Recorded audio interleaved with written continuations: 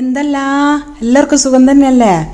അപ്പോൾ നമുക്കിന്നൊരു തലേന്നത്തെ ബാക്കിയുള്ള ചപ്പാത്തിയെല്ലാം അല്ലെങ്കിൽ രാവിലെ ഉണ്ടാക്കിയ ചപ്പാത്തി ബാക്കിയുണ്ടെങ്കിലെല്ലാം അതിനെ വെച്ചിട്ട് ചെയ്യാൻ പറ്റുന്ന ഒരു ഡിഷാണ്. അപ്പോൾ അതിന് വേണ്ടിയിട്ട് ഞാനിവിടെ 2 ചപ്പാത്തി എടുത്ത് മുറിച്ചിട്ട് വെച്ചിട്ടുണ്ട്. പിന്നെ ചീനിച്ചട്ടി അടുപ്പത്ത് വെച്ചിട്ടുണ്ട്. അത് ചൂടാകുന്നുണ്ട്. അതിലേക്ക് 1 ടീസ്പൂൺ ഓയിൽ ഒഴിച്ച് കൊടുക്കുന്നുണ്ട്. പിന്നെ 1/2 ടീസ്പൂൺ കടുക് ഇട്ടിട്ട് ഒന്ന് പൊട്ടട്ടെ.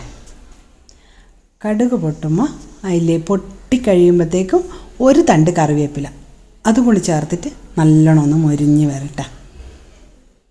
അപ്പോൾ ഇനി ഇതിലേക്ക് നമുക്ക് വേണ്ടത് 1 വലിയ ഉള്ളി നീളത്തിൽ അരിഞ്ഞിട്ട് വെച്ചിട്ടുണ്ട് ഞാൻ. അതും കൂടി ഇതിൽ ചേർത്ത് കൊടുത്തിട്ട് അതിന് ആവശ്യത്തിനുള്ള ഉപ്പ്, കാരണം ഉള്ളി എന്നാൽ പെട്ടെന്ന് വാടിക്കിട്ടും, ഒന്ന് വാടുകയേ വേണ്ടു. അതിൽ ഉപ്പും ചേർത്തിട്ട് നല്ലോണം ഒന്ന് വാട്ടിയെടുക്കാം. ഉള്ളി വാടിക്കഴിഞ്ഞാൽ നമുക്ക് പിന്നെ വേണ്ടത് കുറച്ച് മസാലകൾ വേണം. ആദ്യം 1/2 ടീസ്പൂൺ ഇഞ്ചി വെളുത്തുള്ളി ചതച്ചത് ചേർത്ത് കൊടുക്കുന്നുണ്ട്.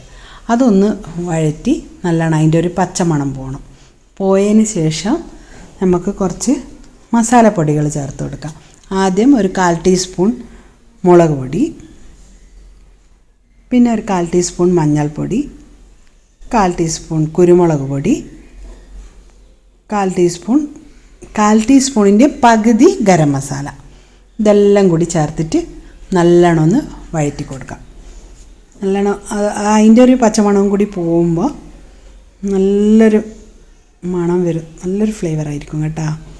കുട്ടികൾക്കെല്ലാം ഭയങ്കരമായിട്ട് ഇഷ്ടപ്പെടുന്ന ഒരു ഡിഷായത്, എന്തായാലും ഉണ്ടാക്കി നോക്കണം. എന്നിട്ട് ഇനി ഇത് നല്ലോണം ഒന്ന് വഴന്ന് വരുമ്പോൾ നമ്മൾ മുറിച്ചിട്ടെടുത്ത് വെച്ച ചപ്പാത്തി ഉണ്ടല്ലോ അതിലേക്ക് ഇട്ട് കൊടുക്കാം. ചപ്പാത്തി എങ്ങനെ വേണമെങ്കിലും മുറിച്ചിടാം, ഇതൊരു പ്രത്യേക ഷേപ്പിലൊന്നും വരുന്നതല്ല, അതുകൊണ്ട് കുഴപ്പമില്ല, നല്ല ടേസ്റ്റായിരിക്കും. പിന്നെ നമ്മൾ ചേർക്കുന്നത് 1/2 കപ്പ് വെജിറ്റബിൾ കുറുമയാണ് ഞാൻ ചേർക്കുന്നത്. നിങ്ങൾക്ക് ചിക്കൻ കറി ഉണ്ടെങ്കിൽ അത് ചേർക്കാം, തക്കാളിക്കറിയോ ഇനി എന്ത് കറിയോ നിങ്ങളെ കയ്യിലുള്ളതെന്ന് വെച്ചാൽ എല്ലാം ചേർക്കാം കേട്ടോ. സാമ്പാറായാലും ചേർക്കാം, ഇനി മീൻ കറി ആയാൽ പോലും, കാരണം ഇതിന് ഒരു നല്ലൊരു സോഫ്റ്റ്നെസ് കിട്ടാൻ വേണ്ടിയിട്ടാണ്. പിന്നെ ആ ഒരു കറീൻ്റെ ടേസ്റ്റും കൂടി ഇതിൽ വരുമ്പോൾ ഒരു പ്രത്യേക ടേസ്റ്റ് ആയിരിക്കും. ഈ കറിയെല്ലാം ഇതിൽ നല്ലോണം അങ്ങ് വലിഞ്ഞ് നല്ല ചപ്പാത്തി ഒരു വിട്ട് വരുന്നൊരു പരുവം വരെ ഒന്ന് ഇളക്കി കൊടുക്കാം. ഇനി ഇതിലേക്ക് നമുക്ക് 2 മുട്ട ഞാൻ പൊട്ടിച്ചൊഴിച്ച് വെച്ചിട്ടുണ്ട്, അതിൽ ഒഴിച്ച് കൊടുക്കുന്നുണ്ട്. മുട്ട ഒഴിച്ച് കൊടുത്തിട്ട് നല്ലോണം പിന്നെ ഇളക്കി ആ മുട്ടേൻ്റെ ആ വെള്ളം എല്ലാം അതിലങ്ങ് വറ്റിപ്പോണം. അതും ഇതിലങ്ങ് നല്ലോണം പറ്റി ഇളകി വന്നാൽ നല്ലോണം അത് കുറച്ച് നേരം, അധിക നേരമൊന്നും വേണ്ട, മുട്ട കറന്നൂടെ, ആരും ഉണ്ടാക്കാത്ത ആളൊന്നും അല്ലല്ലോ. അപ്പോൾ അതാ നല്ലോണം ഇതായി വരുന്നുണ്ട്. ഇനി ഇതിലേക്ക് നമ്മൾ കുറച്ചും കൂടി കറിവേപ്പില ചേർത്ത് കൊടുക്കാം. ഉള്ളി ഇട്ട് കുറച്ച് കഴിഞ്ഞാൽ നിങ്ങൾക്ക് വേണേൽ 2-3 തക്കാളി ഇടാം, പക്ഷേ അത് പുളിപ്പ് കൂടി പോകുന്നതിനെ കൊണ്ട് ഞാനത് ഇട്ടിട്ടില്ല.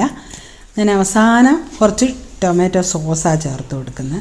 കണ്ട ഏകദേശം വെള്ളം വറ്റി വന്നിട്ടുണ്ട്. കണ്ട ഇതുപോലെ ആയി വരുമ്പോൾ പിന്നെയും കുറച്ച് കറിവേപ്പില ഇട്ട് കൊടുക്കുക, ഒരു 2 തണ്ട് കറിവേപ്പില നല്ല മണമില്ലെങ്കിൽ വരുമ്പോഴേ നല്ല ശരിക്കും നമുക്ക് അടുത്ത വീട്ടിലും കൂടി ഒരാൾക്ക് നിൽക്കാൻ പറ്റില്ല, അത്ര മണമായിരിക്കും കറിവേപ്പിലയിൽ കിടന്ന് ആ മുട്ടേൻ്റെ ഒടിയെല്ലാം ഇങ്ങനെ ആയി വരുമ്പോൾ നല്ല മണം.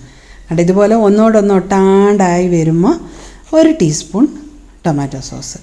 ഇത് ഓപ്ഷണലാണ്, വേണമെങ്കിൽ ചേർക്കാം, വേണമെങ്കിൽ സ്കിപ്പ് ചെയ്യാം. ഇതും കൂടി ചേർത്തിട്ട് നല്ലോണം ഒന്ന് ഇളക്കി കഴിഞ്ഞ് ഇത് നമുക്കിനി ഒരു സെർവിങ് ഡിഷിലേക്ക് മാറ്റാം. കണ്ട ഇതുപോലെ ആയി വന്നിട്ടുണ്ട്. എല്ലാവരും ഉണ്ടാക്കി കഴിച്ച് നോക്കണേ, നല്ല ടേസ്റ്റാണ്, നല്ല മണം, മക്കൾക്കെല്ലാം ഭയങ്കരമായിട്ട് ഇഷ്ടപ്പെടും. അപ്പോൾ അടുത്ത ആഴ്ച വേറൊരു ഡിഷുമായിട്ട് വരുന്നത് വരെ എല്ലാവർക്കും താങ്ക് യു.